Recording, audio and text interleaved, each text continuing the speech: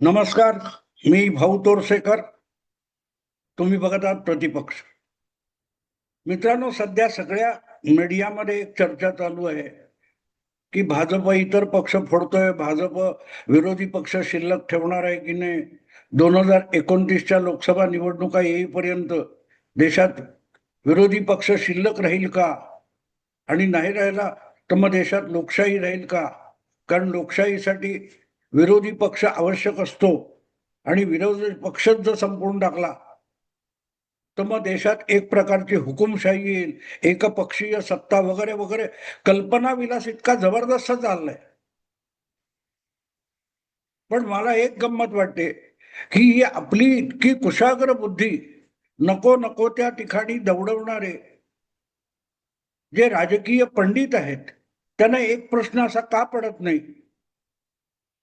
की विरोधी पक्षांना खरोखरच पुढल्या निवडणुकीपर्यंत 2029 पर्यंत आपण शिल्लक राहिलो पाहिजे.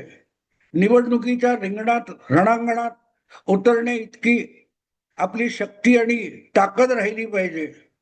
त्यासाठी आवश्यक ती जमवाजमव केली पाहिजे, असं विरोधी पक्षांना का वाटत नाही. जे जे कोणी विरोधी पक्षाचे नेते, प्रवक्ते रोजच्या रोज मीडियामध्ये चर्चा करताना आम्ही नैतिक विजय मिळवला, निवडणूक चोरली, अशा नुसत्या ज्या फुसक्या गोष्टी बोलत असतात,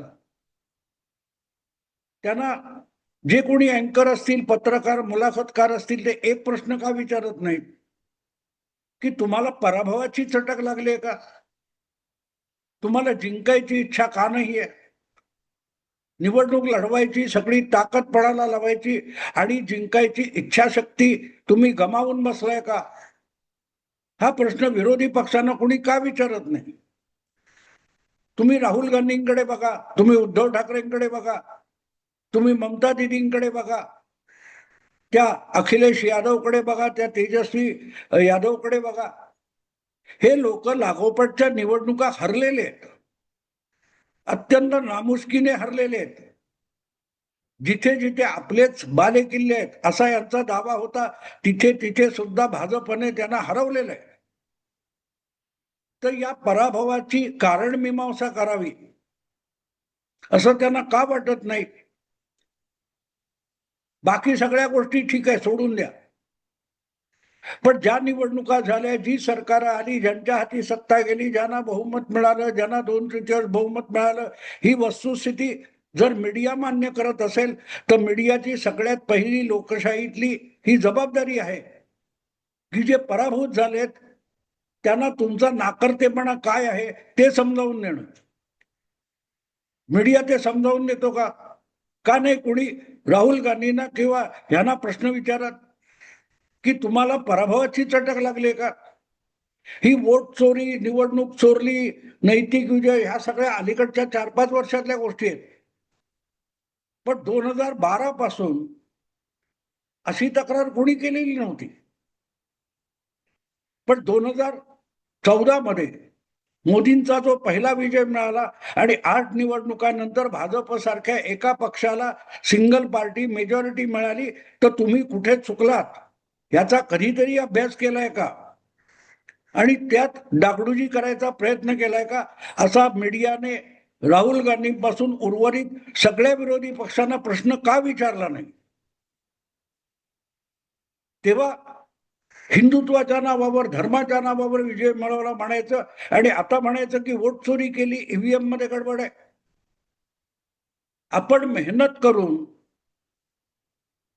निवडणूक जिंकावी ही इच्छाशक्ती विरोधी पक्ष का गमावून बसलाय. आणि म्हणून मला आता असं वाटायला लागलं की ही विरोधी पक्षाला एक प्रकारे पराभवाची चटक लागलेली आहे. एका बाजूला प्रत्येक निवडणूक जिंकलीच पाहिजे या जिद्दीने प्रयत्न करायचे, मेहनत करायची, आणि शक्य झालं तर जिंकायचं, कमीत कमी दुसऱ्या क्रमांकाची मतं मिळवायची आणि पुढल्या निवडणुकीच्या तयारीला लागायचं, याची चटक भाजपला लागलेली आहे.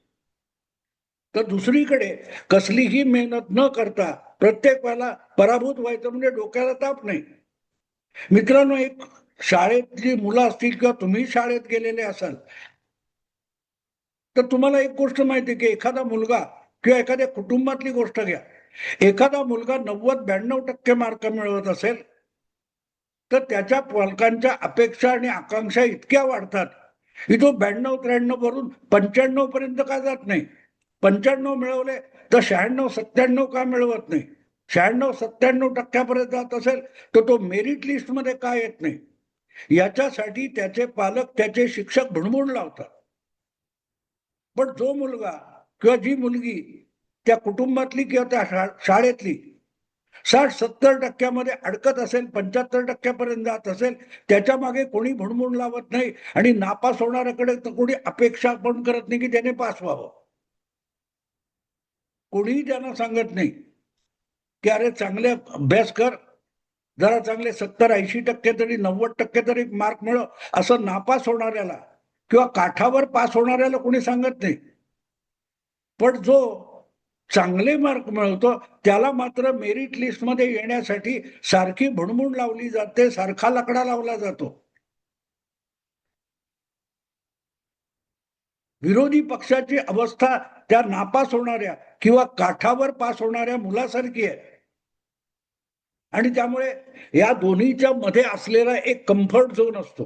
काही मुलं इतकी हुशार असतात की थोडे प्रयत्न केले आणि 70-80 ला गेलो तर साली 90% 95% भुणभुण डोक्यावर चढेल. त्यापेक्षा आपण 60 ते 80च्या घरात कुठेतरी राहायचं, म्हणजे चांगले मार्क मिळालेत म्हटलं तरी पुरे आहे. पहिला नंबर काढायची घाई आपल्यावर कोणी जबरदस्ती करू नये आणि नापास होण्यापासून सुरक्षित राहायचं. याला कम्फर्ट झोन म्हणतात विद्यार्थी मुलांचा. विरोधी पक्ष तशा कम्फर्ट झोन मध्ये राहिला की आपल्या पक्षाची मान्यता टिकली म्हणजे झालं. काय मान्यता टिकवण्यासाठी ऑल इंडिया पक्ष म्हणून 4 राज्यात काही ठराविक जागा आल्या पाहिजेत किंवा एकूण 5-6% मतं पाहिजे, त्याच्यावर ते ऑल इंडिया पक्ष राहतात. अगदी काल परवापर्यंत शरद पवारांचा पक्ष सुद्धा राष्ट्रवादी राष्ट्रीय पक्ष होता, त्याला मान्यता होती. कम्युनिस्ट पक्ष असेल, मार्क्सवादी कम्युनिस्ट पक्ष असेल, आम आदमी पार्टी असेल, मायावतींचा पक्ष असेल, ते प्रचंड विजय कधी मिळवला नाही. पण नियमाचं जसं 35% मिळाले की तुम्ही पास झाला, तर 35% मिळवणारा आणि निवडणूक आयोगाचं मान्यता मिळवणारा यामध्ये काही फरक नसतो. इथे फरक केला पाहिजे आणि तिथे मला असं वाटतं की विरोधी पक्षांना परवा नाहीये. आपला पक्ष टिकला पाहिजे, आपली मान्यता टिकली पाहिजे आणि त्या मान्यतेसाठी ते 35% मिळवणाऱ्या मुलासारखं काम करतात, अभ्यास करतात आणि तिथे अटकतात. पुढल्या वर्गात गेल्याशी मतलब काय 70% मिळून करायचंय, घरच्यांची सारी भुणभुण लागेल, हे जे असतं. आणि सत्ता प्रत्येकाला पाहिजे. जसं मी इतके 35% मिळून 12वी झालो, कॉलेजमध्ये जाऊन ग्रॅज्युएट झालो, आता मला नोकरी मिळाली पाहिजे हा जो दावा असतो, त्यापेक्षा या सगळ्या विरोधी पक्षांची अवस्था वेगळी नाही. त्यांना सत्ता हवी आहे, पण सत्ता मिळवण्यासाठी जे 90-95-97% मार्क मिळवायची मेहनत करावी लागते, ती मेहनत आम्ही करणार नाही. पण सत्तेचा हिस्सा आम्हाला मिळाला पाहिजे. कोणालाही विरोधी पक्षात बसायचं नाही असं पांडित्य जे चॅनेलवरून सांगणारे पत्रकार, संपादक किंवा विश्लेषक आहेत, त्यांनी एक प्रश्न कधीतरी अशा पक्षांना विचारला पाहिजे की तुम्ही पहिला येण्याचा प्रयत्न का नाही करणार.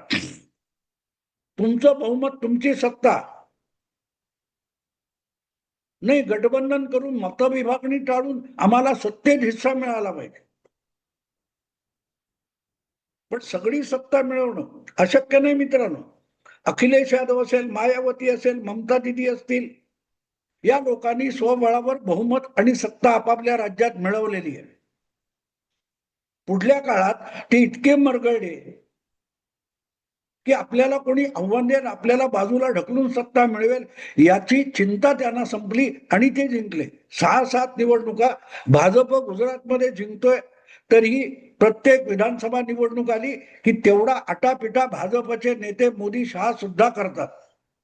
केंद्रीय राजकारणात असून सुद्धा करतात. राहुल गांधी करतात का, सांगा मला.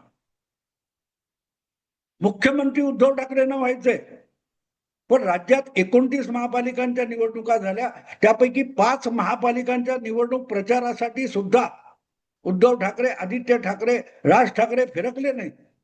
पण राज्याचा मुख्यमंत्री व्हायचंय. त्या महापालिकांमधले नगरसेवक असतील, नगराध्यक्ष असतील, हेच पुढे हळूहळू आमदार होतात आणि त्या आमदारांच्या बळावर त्या पक्षाचा नेता मुख्यमंत्री पदावर दावा करू शकतो, पोहोचू शकतो. तुम्ही त्यांच्या प्रचाराला जाणार नाही आणि उलट चॅलेंज करणार. आता महापालिकेच्या प्रचारासाठी सुद्धा पंतप्रधान नरेंद्र मोदींना आणा. अरे ही भास्कर बडबड बंद करा आणि जरा तुमचा पक्ष वाढेल असं करा. साधं मुंबईचं महापौर पद उद्धव ठाकरेंना टिकवता आलं नाही आणि फुशारक्या मारणारे एकापेक्षा एक नमुने गोळा केलेले आहेत. आता कमी पडतात म्हणून कोण तो चंदन शिवे नावाचा एक आंबेडकर चळवळीतला माणूस आणला. आपण उधार गोळा करायचे आणि असलेल्यांवर गद्दार म्हणून आरोप लावायचा. मला असं वाटतं की या सगळ्या विरोधी पक्षांना, म्हणजे मी उद्धव ठाकरेच म्हणत नाही, सगळ्याच्या सगळ्या विरोधी पक्षांना सत्ता हवी आहे, पण मेहनत करायची नाही. आणि मेहनत करायला लागणार असेल तर आम्ही आपले नापास झालेले बरे, काठावर पास झालेले बरे. पराभवाची चटक लागली असं मी म्हणतो. एका बाजूला म्हणजे तुम्ही तुलना करता तेव्हा बघा, भाजपला सतत जिंकण्याची चटक लागलेली आहे. त्यासाठी लागेल ती मेहनत लागेल तर करायचं. आणि दुसरीकडे आम्ही काहीही करणार नाही, पण आम्हाला सत्तेचा हिस्सा पाहिजे आणि तो नसेल तर पराभूत झालो तरी चालेल. याला पराभवाची चटक म्हणतात. मला एका पत्रकाराने विचारलं, भाजपाला कितीपर्यंत जायचं? म्हटलं गावस्करला कुठपर्यंत जायचं होतं, सचिन तेंडुलकरला कुठपर्यंत जायचं होतं, विराट कोहलीला कुठपर्यंत जायचं होतं. हा ठीक आहे, 29 सेंचुरीज झाल्या, 35 सेंचुरीज झाल्या, 10,000 रन झाले, थांबले का ते? यशाच्या शिखरावर जाणं सोपं असतं, टिकवणं अवघड असतं. आणि पराभूत झालात तुम्ही तर पराभवाच्या खाईत आणखीन किती खाली जाणार असं कोणी विचारत नाही. त्यामुळे डोक्याला ताप नाही. याला मी पराभवाची चटक लागणं म्हणतो. यानं पराभवाची चटक लागली.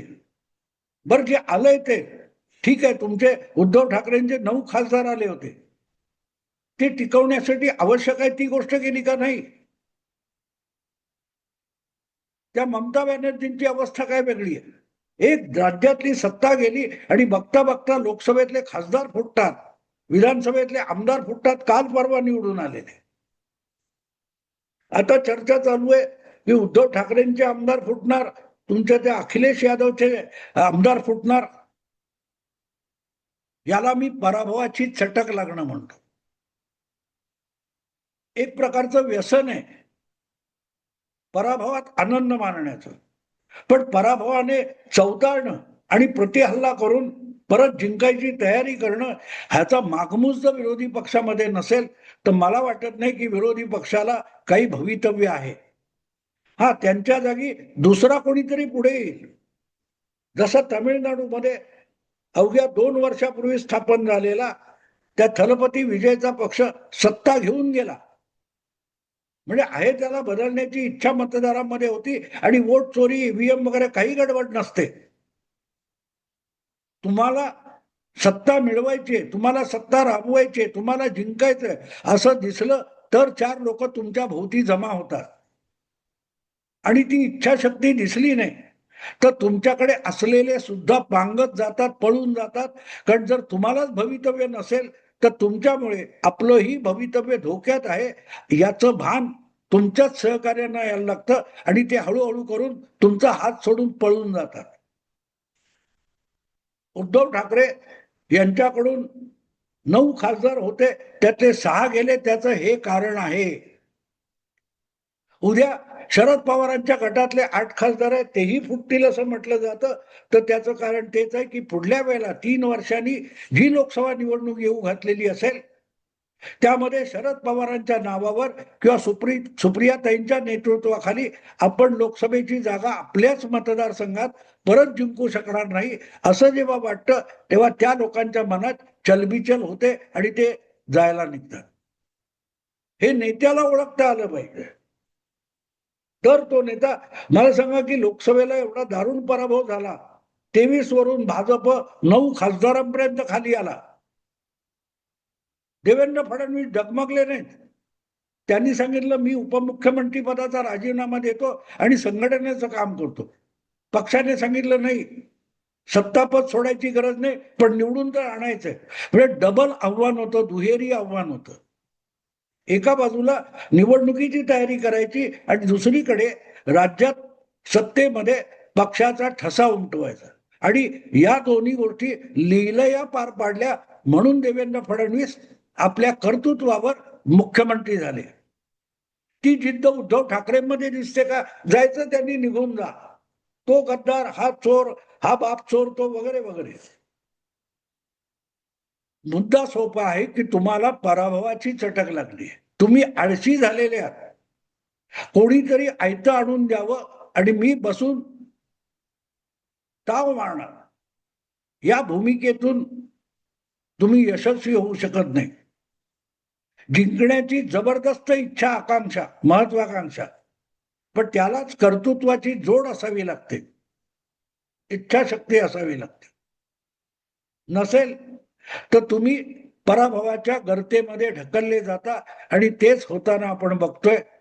मी आता थांबतो. आवडलं लाईक करा, शेअर करा आणि प्रतिपक्षाला सबस्क्राईब करा. नमस्कार.